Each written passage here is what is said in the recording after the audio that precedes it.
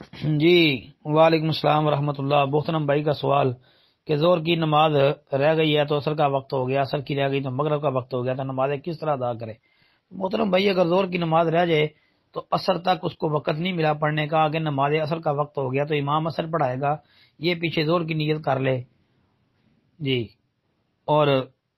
امام صاحب کے ساتھ یہ زور کی نیت کر کے کھڑا ہو جائے، زور کے 4 فرض پڑھ لے، اس کے بعد عصر کے پڑھ لے جی۔ اور اسی طرح اگر عصر کی رہ گئی ہے تو امام صاحب کے ساتھ یہ عصر کی نیت کر لے، امام صاحب مغرب کی نماز پڑھائیں گے تو امام صاحب اپنی 3 رکعتیں پڑھ کے سلام پھیر دیں گے، یہ سلام نہ پھیرے، یہ اٹھ کے اپنی 4تھی رکعت پوری کر لے جی۔ تو ایک موقف علماء کا یہ ہے کہ جی جو نماز کا وقت ہو وہ پڑھ لو، جو رہ گئی ہے وہ بعد میں پڑھ لو، مطلب یہ کہ جن کی زور کی رہ گئی ہے وہ نہیں پڑھ سکے تو ابھی عصر کا وقت ہے تو وہ امام کے ساتھ عصر ہی پڑھیں گے، بعد میں ظہر بندہ پڑھ لے جس کی رہ گئی ہے۔ یہ بات بعض علماء کا خیال ہے، لیکن ہمارا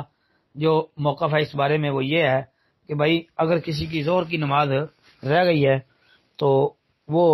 نہیں پڑھ سکا تو اب عصر کا وقت ہے، وہ امام کے ساتھ زور کی نماز پڑھ لے اور سلام پھیرنے کے بعد وہ پھر عصر کی نماز پڑھ لے جی، ترتیب کو قائم رکھے۔ جیسا کہ نبی علیہ الصلوۃ والسلام کی نمازیں ایک غزوے کے موقع پر رہ گئی تھی، ظہر بھی، عصر بھی، مغرب بھی، عشاء بھی، تو اللہ کے نبی علیہ الصلوۃ والسلام نے ساری نمازیں ترتیب کے ساتھ ادا کی تھی جی۔ یہ سنن نسائی اور حدیث کی کتابوں میں حدیث موجود ہے، حدیث بھی انشاءاللہ ٹھیک ہے۔ پھر صحیح بخاری کے اندر آتا ہے کہ حضرت عمر رضی اللہ تعالیٰ عنہ حضرت رسول کریم علیہ السلام کی عصر کی نماز رہ گئی، سورج غروب ہونے کے بعد نبی علیہ السلام نے پہلے عصر پڑھی، بعد میں مغرب پڑھی، یہ بھی حدیث موجود ہے۔ تو اس لیے ترتیب کو قائم رکھ لینا چاہیے۔ بس اس میں یہ ہے کہ مغرب کی نماز اگر رہ جائے